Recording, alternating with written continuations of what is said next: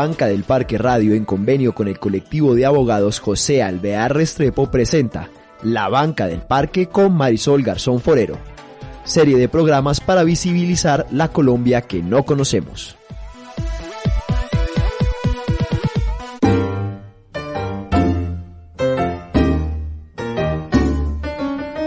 Un encuentro es una cosa rara y maravillosa. Es pasar la vida del uno al otro mientras pasan la vida del uno al otro. Siéntese en la banca del parque, donde todos cabemos.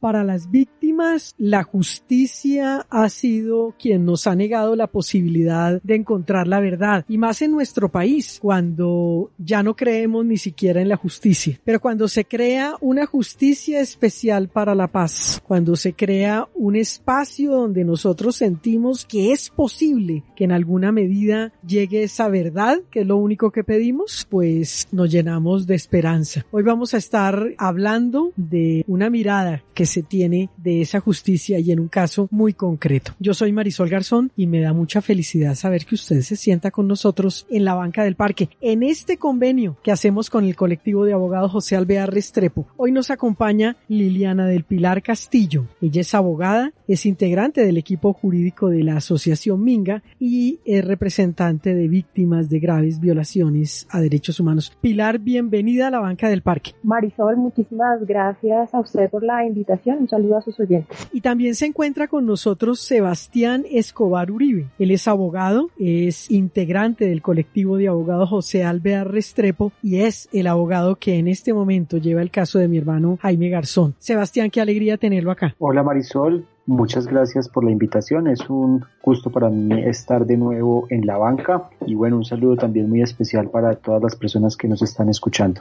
Quien se sienta en Banca del Parque Radio nos cuenta quién es. Cuéntele por favor a los oyentes quién es Liliana del Pilar Castillo. Bueno, Marisol, yo soy Pilar Castillo, soy abogada defensora de derechos humanos. Hace más de 20 años estoy vinculada con organizaciones que trabajan por la defensa y protección de los derechos humanos y el ejercicio de mi profesión pues lo he dedicado a la representación de víctimas de graves violaciones a los derechos humanos. Muchas gracias. ¿Qué es la JEP? Para quienes de pronto no están muy familiarizados, ¿qué es un auto y qué es el auto 125? ¿Cómo se llega allí? Bueno, perfecto. A ver, la JEP es la Jurisdicción Especial para la Paz que hace parte del Sistema Integral de Verdad, Justicia, Reparación y No Repetición que fue creado por el Acuerdo Final para la Paz. Entonces, la JEP hace como parte de este sistema integral y es una jurisdicción de justicia transicional que es la que se encarga, pues, para el caso puntual de lo que hablaremos el día de hoy, de investigar graves conductas, graves violaciones a los derechos humanos. En el caso particular, ejecuciones extrajudiciales que fueron cometidas por miembros de la fuerza pública. La JEP, dentro de sus mandatos, pues está conformada por varias salas y por un tribunal especial para la paz. Recientemente, la Sala de Reconocimiento de Verdad, de Responsabilidad y Determinación de los Hechos y Conductas, que hace parte de la Jurisdicción Especial para la Paz, emitió el auto 125. Este es un auto de determinación de hechos y conductas contra 10 miembros del Ejército Nacional y un tercero civil. ¿Qué es un auto? En este caso,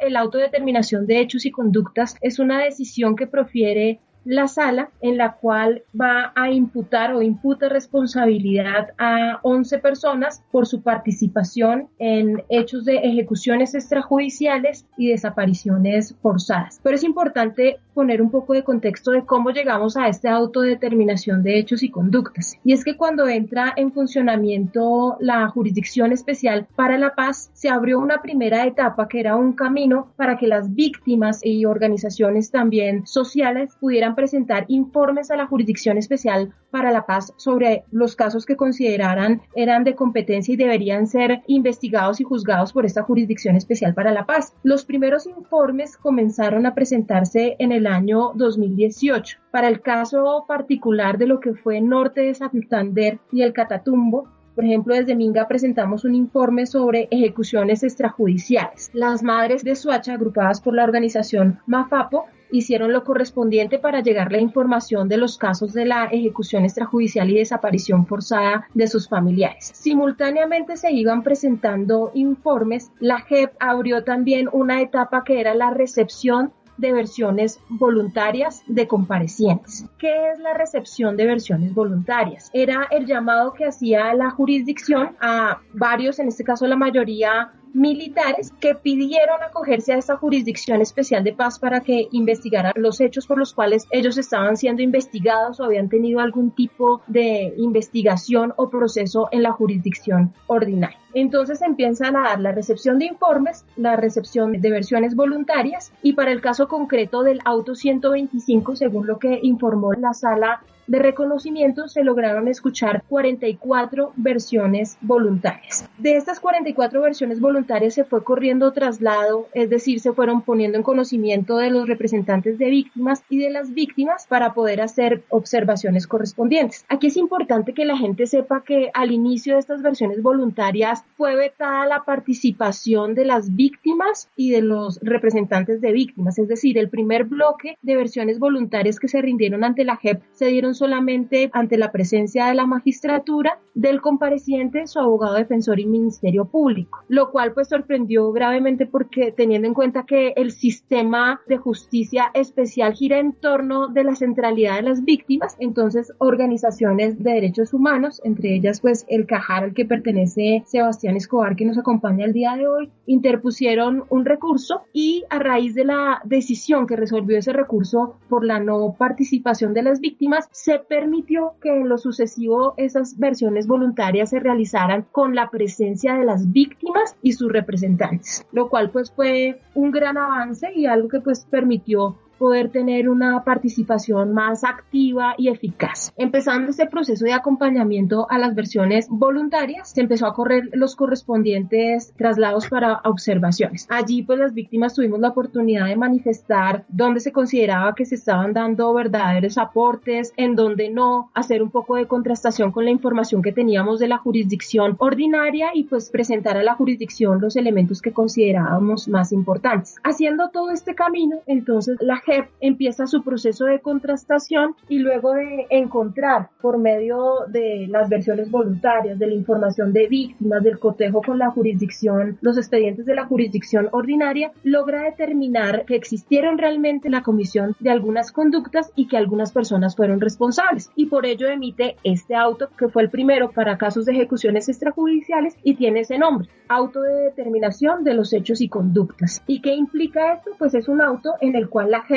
seleccionó un grupo de comparecientes, en este caso 11, 10 miembros de la fuerza pública y un tercero civil que fue el que fungió como reclutador para casos como el de los jóvenes de Soacha y los llama. A raíz del ejercicio que hace de pruebas, le señala a cada uno su responsabilidad por la participación en determinados hechos y los delitos por los cuales los va a llamar a responder. Entonces, en este momento, las víctimas nos encontramos en el traslado para poder también presentar nuestras observaciones a este auto y los comparecientes se encuentran en el traslado para determinar si van a aceptar o no los hechos y las conductas pues que se les imputan en este auto. Ellos tienen tanto la posibilidad de aceptar su responsabilidad en cada uno de los hechos o por el contrario decidir si deciden irse a un proceso contradictorio en el cual pues están en el legítimo derecho de alegar y tratar de demostrar su inocencia. Entonces en este momento pues ese es en el punto que estamos en un recorrido de casi 3 años, pero también es muy importante que la gente tenga conocimiento que los casos que aquí se están investigando, muchos de ellos pues tienen más de una década de un recorrido en la justicia ordinaria, casos donde incluso ya se habían dado sentencias condenatorias, pero al ser la JEP un escenario de justicia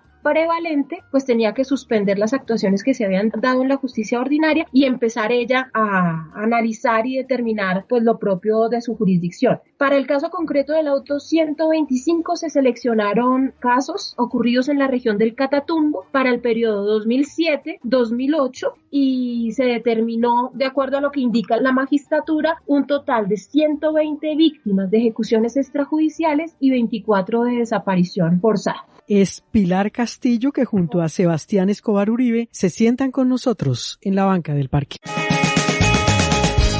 Y del baúl de los recuerdos, las canciones inolvidables suenan en la banca del parque.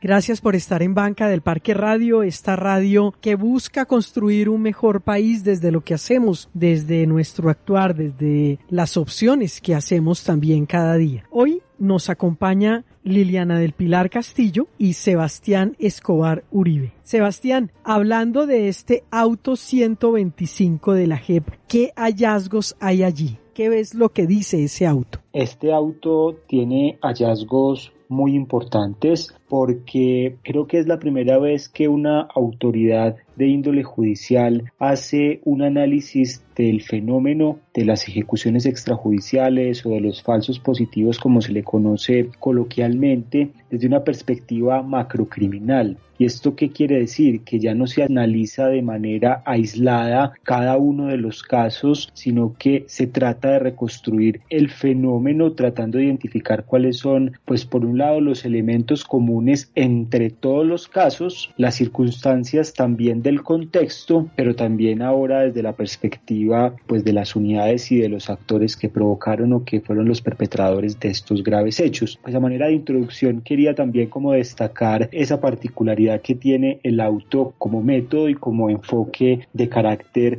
macro, de fenómeno macrocriminal. Entonces el auto empieza por destacar cuáles fueron las circunstancias territoriales, la presencia institucional también del Ejército Nacional en la región del Catatumbo y sobre todo también cuáles fueron algunas de las decisiones de estrategia y de política que propiciaron este fenómeno macrocriminal de los falsos positivos. Lo primero que quiero destacar y que encuentra la sala y que me parece muy importante es que las unidades, el Batallón Santander, la Brigada Móvil 15, tenían una estigmatización respecto de la población civil que allí vivía, y esto era natural también escucharlo en las versiones voluntarias donde se identificaba a los habitantes de esta región del Catatumbo como familiares, personas cercanas, afines de las organizaciones armadas y particularmente insurgentes, y como si eso se instalara allí como un chip que justificara este tipo de actos delictivos. Eso fue pues como uno de los primeros hallazgos que me pareció interesante de esta decisión. En segundo lugar, pues la estructura del ejército en este territorio, que estaba compuesto por una unidad de contraguerrillas, una brigada móvil que tiene 4 batallones de contraguerrilla con un entrenamiento especializado para el combate, y adicional un batallón ordinario de infantería que era el Batallón Santander, y eso lo destaca para justamente establecer el carácter especializado que tenían estas estructuras y bueno, su vinculación con estos graves hechos. Y en tercer lugar tenemos el tema de las decisiones de estrategia, que es lo que en términos, si se quiere, jurídicos se conoce como la política que propició también la comisión de este tipo de delitos. Y allí destacar que como parte de esa política la jurisdicción identificó 4 elementos pues que identifican o que caracterizan esa política que facilitó la comisión de estos lamentables hechos. ¿Cuáles eran esos elementos? La transmisión de presiones por parte de los superiores, y allí lo que logró identificar la sala era que en todos los niveles del ejército, desde el comandante general hasta el comandante del batallón y de la brigada, que fueron materia de análisis en este auto, transmitían sin excepción órdenes directrices en las cuales habían implícita y explícitamente presiones para que las personas, los soldados o los suboficiales que estaban en el teatro de operaciones presentaran resultados, y no cualquier tipo de resultados, sino muertes en combate. Y adicionalmente esas presiones a veces se expresaban de modo tal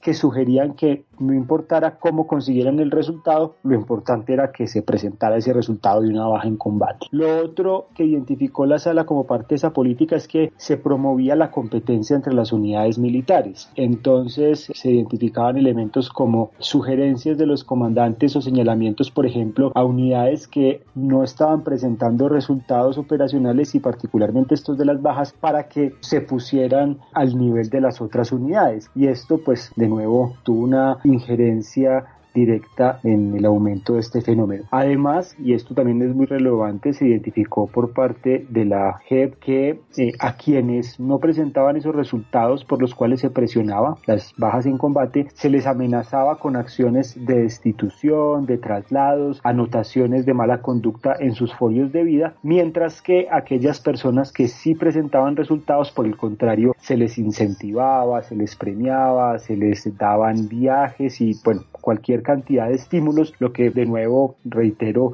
incidió en pues ese resultado criminal que todos conocemos, pero todos estos elementos en conjunto pues terminaron confeccionando esa política de presiones por resultados a cualquier costo, que es lo particular. No se trata simplemente de una política por presentar resultados operacionales que en principio no sería necesariamente ilegal, sino que aquí la transmisión de las órdenes y de la política era, no importa usted cómo presente resultados de bajas, el caso es que los presente, y eso como un estímulo pues para la producción de este tipo de hechos. Y un segundo elemento también muy relevante es el de el patrón de macrocriminalidad. ¿Qué encontró aquí la sala? Lo afirmó como algo a lo que había concluido luego de revisar diferentes versiones voluntarias, diferentes medios de prueba y de contrastación, que existió por parte del Batallón Santander y de la Brigada Móvil 15 un patrón de presentar a civiles como bajas en combate, y encontró que había dos modalidades de ese patrón. Por un lado, el asesinato de civiles que eran habitantes de este territorio, que eran habitantes de la región del Catatumbo, de sus municipios allí en el norte de Santander, muy asociado con esa lógica de la estigmatización que había pues de los habitantes del territorio, a quienes se señalaban como afectos o afines a los grupos armados. Y una segunda modalidad,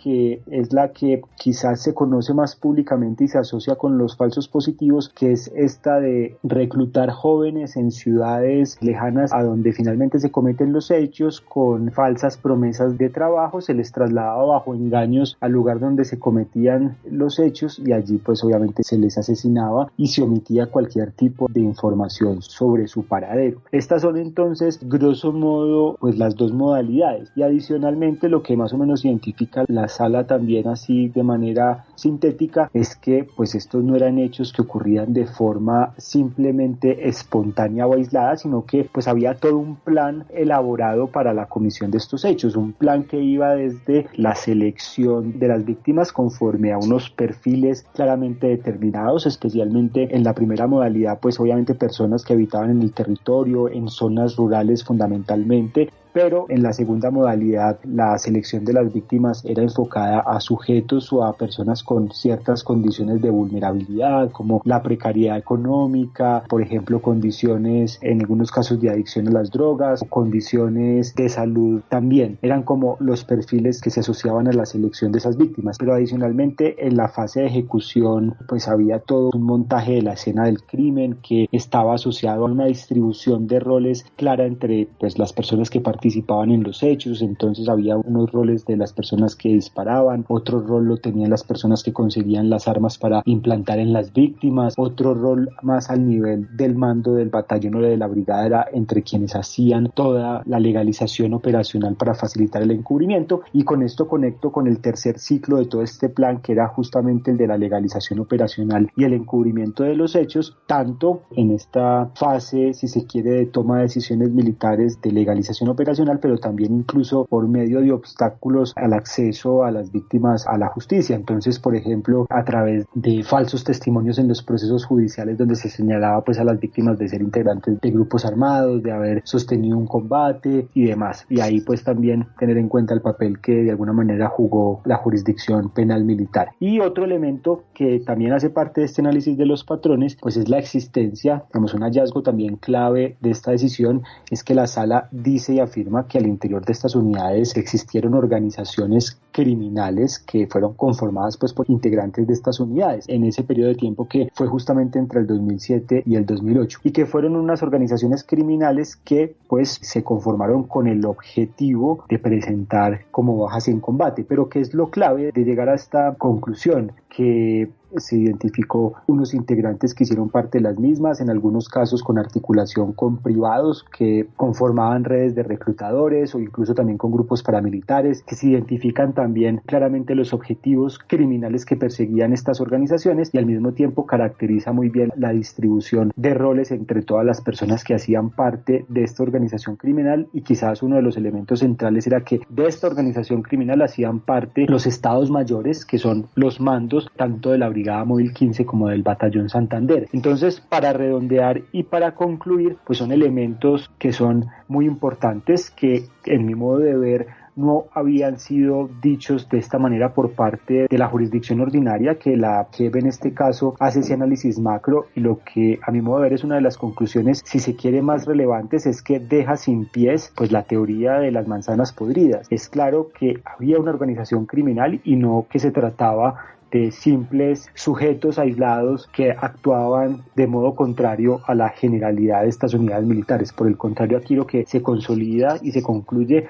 es la tesis de que en estos periodos de tiempo y por lo menos en estas regiones el ejército actuó como una organización criminal para cometer delitos. Es Sebastián Escobar Uribe, que junto a Liliana del Pilar Castillo se sientan con nosotros en la banca del parque.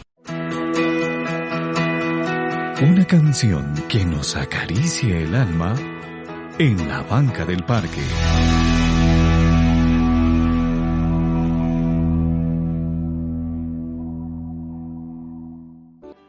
Siempre será un gusto contar con ustedes en Banca del Parque Radio, esta radio online donde todos cabemos. Los podcasts de nuestros programas usted los puede escuchar por Spotify, por Deezer o por iVoox, que es la plataforma donde nosotros los subimos. En nuestra página bancadelparque.com, en la parte superior están todos los botones que los llevan a las redes sociales, pero ese botón naranja lo lleva a la plataforma de iVoox y allí encuentra casi 7,000 que hemos subido a lo largo de estos 9 años. Disfrútelos, compártalos, óigalos cuando quiera y donde quiera, pero dele siempre los créditos a Banca del Parque Radio. Hoy, en este convenio que hacemos con el colectivo de abogados José Alvear Restrepo, está con nosotros Sebastián Escobar Uribe y Liliana del Pilar Castillo. Pilar, esos militares que se seleccionaron, ¿quiénes fueron y por qué? Bueno, Marisol, en primer lugar es importante aclarar que la sala de reconocimiento tiene la facultad de pronunciarse e imputar responsabilidad a lo que se ha denominado máximos responsables. Entonces, en el ejercicio de contrastación, como bien lo refiere el auto,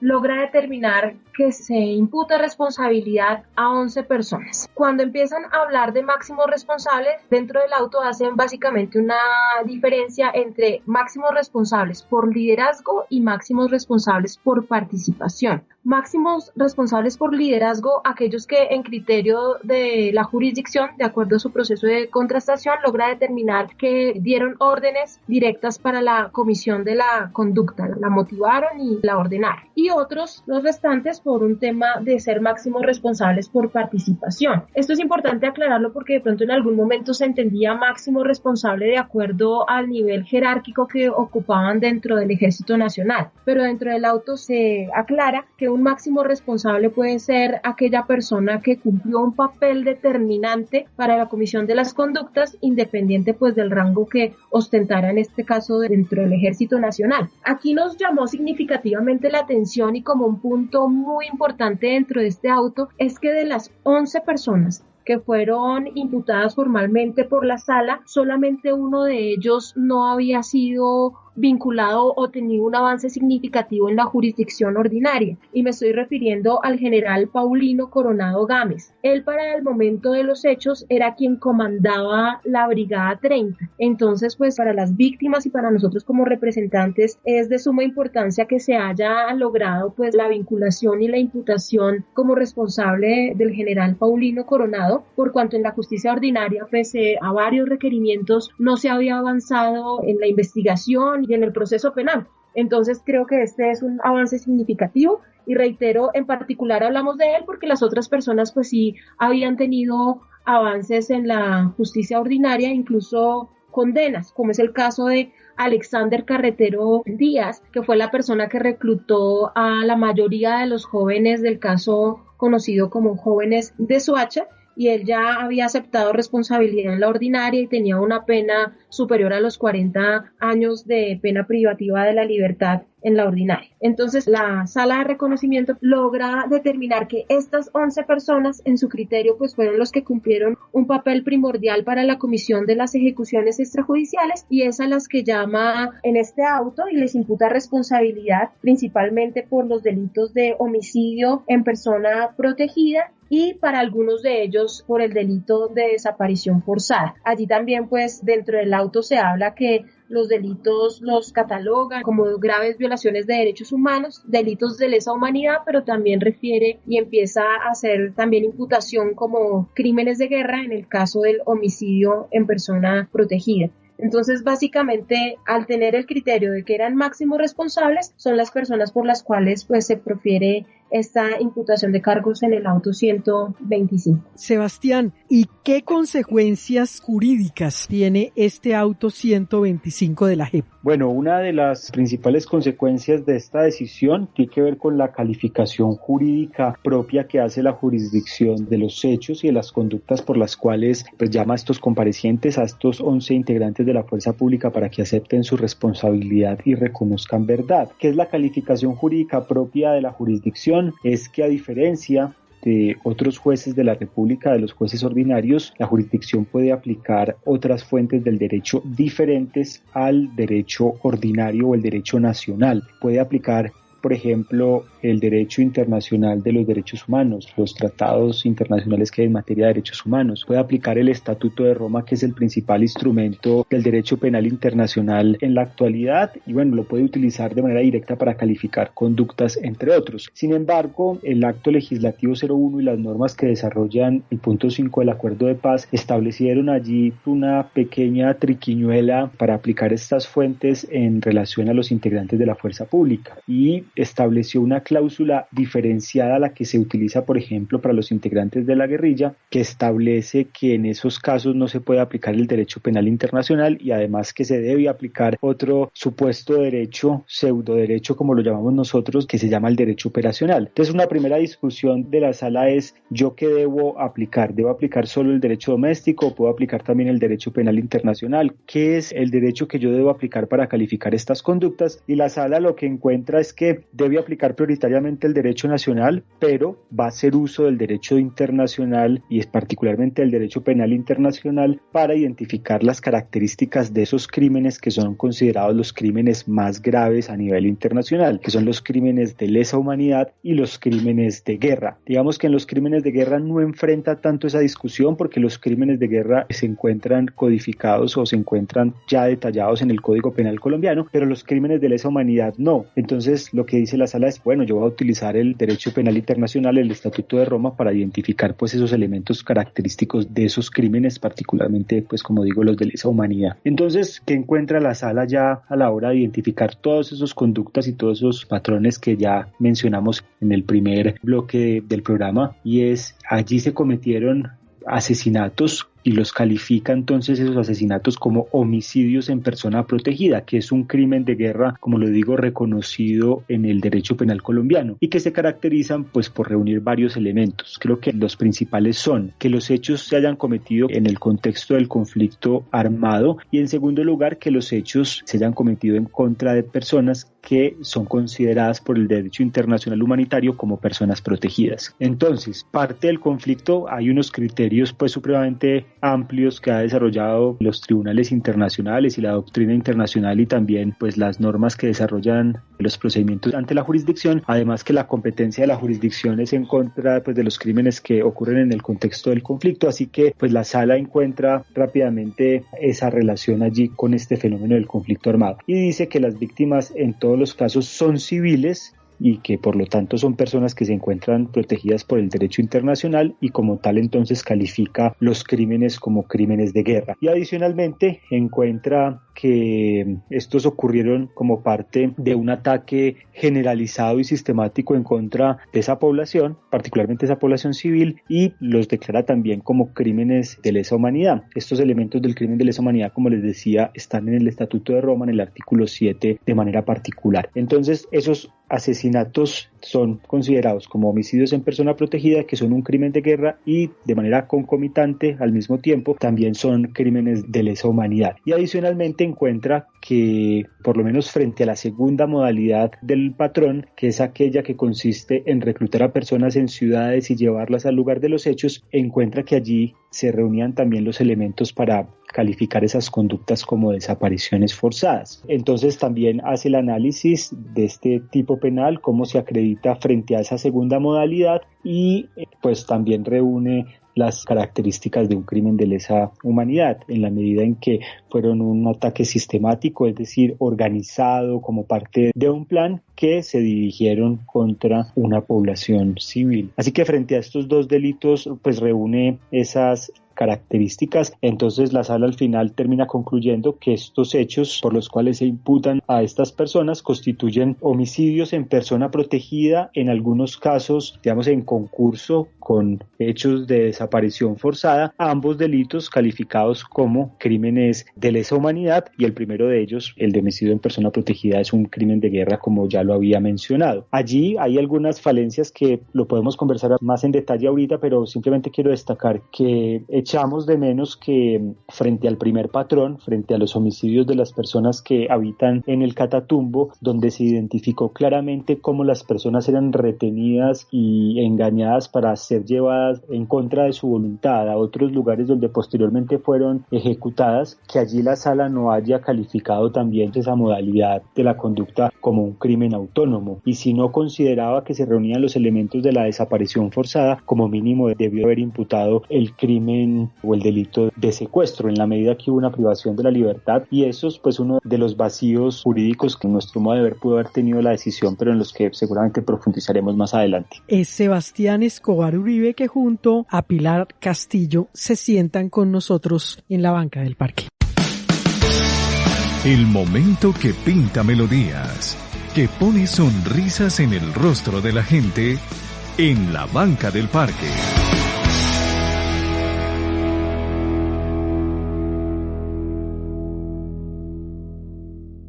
Que este momento tan difícil que vivimos, no solamente por una pandemia que no se sabe hasta cuándo la iremos a tener, este momento tan duro para los colombianos donde estamos luchando por nuestros derechos, no nos hagan perder la esperanza. Yo los quiero invitar desde ya a compartir la segunda semana de la esperanza en memoria de mi querido hermano Jaime Garzón, que irá a ser del 8 al 14 de agosto. Ya en redes sociales les estaremos contando de qué se trata y cómo pueden participar. Hoy, en este convenio que hacemos con el colectivo de abogados José Alvear Restrepo, nos acompaña Sebastián Escobar Uribe y Pilar Castillo. Pilar, ya teniendo presente que hay organizaciones de derechos humanos que albergan a las víctimas de estos actos que nos acaban de compartir, ¿qué observaciones hacen ellas respecto al auto 125? Gracias, Marisol. Pues hemos tenido la oportunidad de socializar el auto con las víctimas y escuchar de forma directa cómo si se sienten recogidas y qué más es lo que esperan. Es importante aclarar que con las observaciones lo que buscamos es lograr que la jurisdicción, que la sala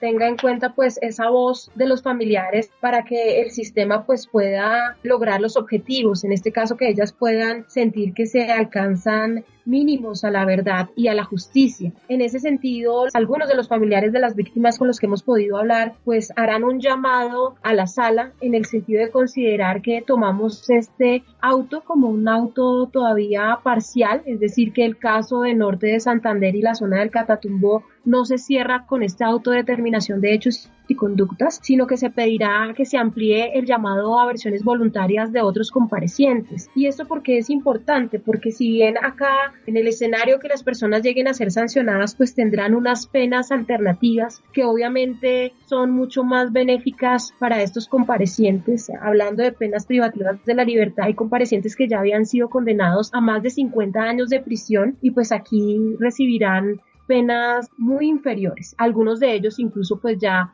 habrán cumplido el tiempo y no tendrán que volver a centros carcelarios. Versus renuncia a esa parte punitiva o de sanción que se veía en la jurisdicción ordinaria, las víctimas buscan poder escuchar ese relato de otros comparecientes para saber el cómo, el cuándo, el por qué fueron asesinados sus familiares. Es un clamor que las víctimas siempre hacen. Ellas quieren conocer cómo fueron esos últimos momentos, por qué fueron seleccionados para estos graves crímenes sus familiares, cómo fueron esos últimos momentos de vida, y ellas quieren escuchar esos relatos. Entonces, dentro de las observaciones se insistirá en este llamado. También han identificado sentirse con un vacío muy grande frente a las medidas de reparación. Ellas han expresado que les parece injusto que muchos de estos militares se encuentren ya retirados pero gozando de pensiones. Algunos aún se encuentran incluso activos y devengando pues salarios, siendo confesos criminales de graves violaciones a los derechos humanos. Entonces también harán un llamado para que la sala pueda tener en cuenta algunas medidas de las que ellas consideran pueden incluirse dentro de los programas de reparación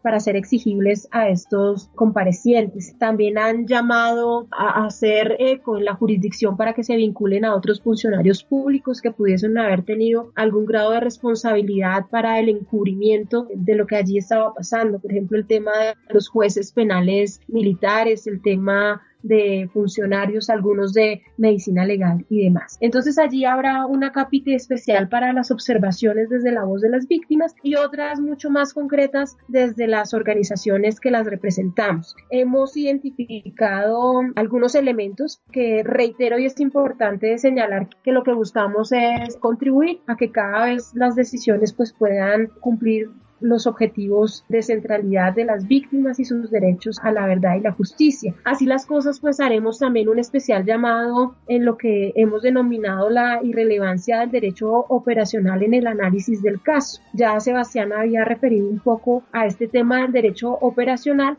pero es importante expresar que nosotros consideramos que es irrelevante que se hable o que se tenga en cuenta esta figura del derecho operacional, sencillamente porque pues en nuestro criterio consideramos que lo que existen son reglas operacionales, que lo que ellos llaman derecho operacional está conformado por disposiciones, por manuales, que lo que conforman es una doctrina militar, pero no puede ser tenida como tal como una fuente de derecho. Y por tanto, pues como ya también se había indicado, lo aplicable para estos casos objeto de estudio, aparte del derecho interno, serán el derecho penal, en este caso el derecho internacional de los derechos humanos y el derecho internacional humanitario, los que deban aplicarse para el análisis del caso. Y vamos a hacer pues una especial consideración en apartarse de utilizar estos conceptos de derecho operacional, porque desde que estos casos venían siendo investigados en la jurisdicción ordinaria, consideramos que la defensa de los militares lo que ha querido al llamar ese derecho operacional es tratar de encubrir estos crímenes, que ese mal llamado derecho operacional lo que quiso fue justificar estas graves violaciones a los derechos humanos, emitir licencias que permitían el asesinato a cualquier forma, y pues eso a nosotros nos parece pues sumamente grave. Como vemos, ese derecho operacional fue una licencia para matar de manera indiscriminada, y eso lo vemos plasmado aquí con un caso como en el de norte de Santander, la zona del Catatumbo, que se identificaron 120 víctimas de ejecuciones extrajudiciales, donde queda claro que la fuerza letal que se utilizó fue premeditada, que esto no obedeció a hechos aislados, sino fueron casos plenamente planeados, calculados. Ya a eso se refirió Sebastián en la parte de patrones, pero pues queda claro que esto no obedeció a algo esporádico como se ha querido manejar, sino que obedeció a toda una red criminal que se articuló para el asesinato de civiles, donde pues la única intención, no hubo otra orden distinta a cegar la vida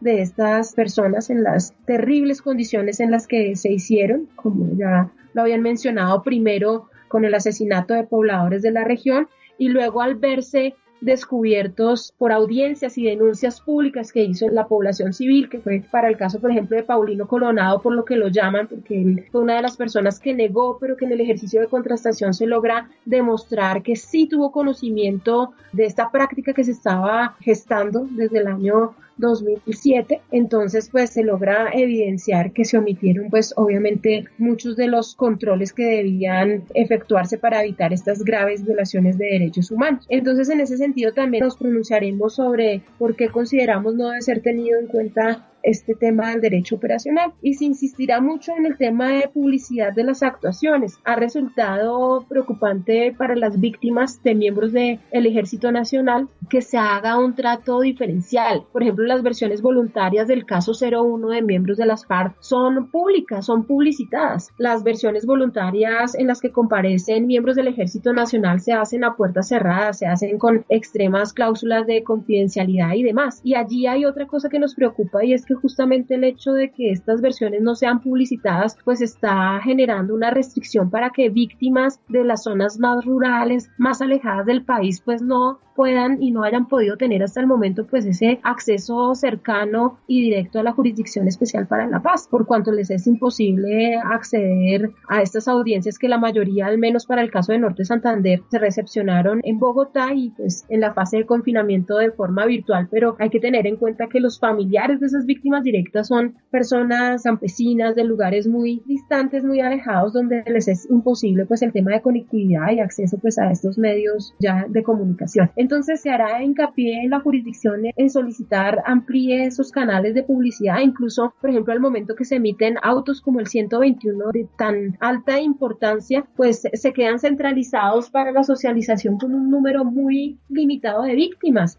Y lo interesante y lo más importante es que los familiares de más de 120 casos puedan acceder al conocimiento de esa decisión. Es Pilar Castillo, que junto a Sebastián Escobar Uribe se sientan con nosotros en la banca del parque. Banca del Parque Radio.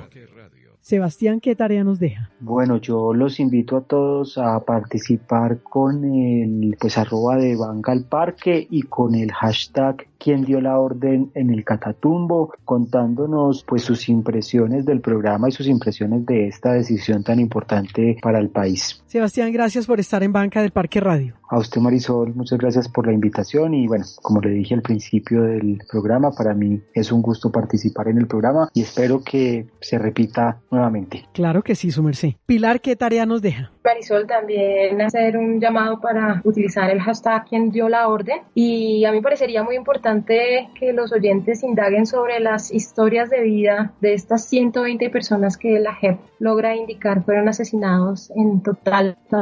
indefensión. Pilar, un gusto haberla tenido en Banca del Parque Radio. Usted, Marisol, muchísimas gracias por la invitación. Es Liliana del Pilar Castillo, abogada, integrante del equipo jurídico de la Asociación Minga, representa víctimas de graves violaciones de derechos humanos, que junto a Sebastián Escobar Uribe, abogado, integrante del colectivo de abogados José Alvear Restrepo, se sentaron con nosotros en la Banca del Parque. Y yo soy Marisol Garzón. Los dejo con toda la programación de Banca del Parque Radio Online, donde todos cabemos.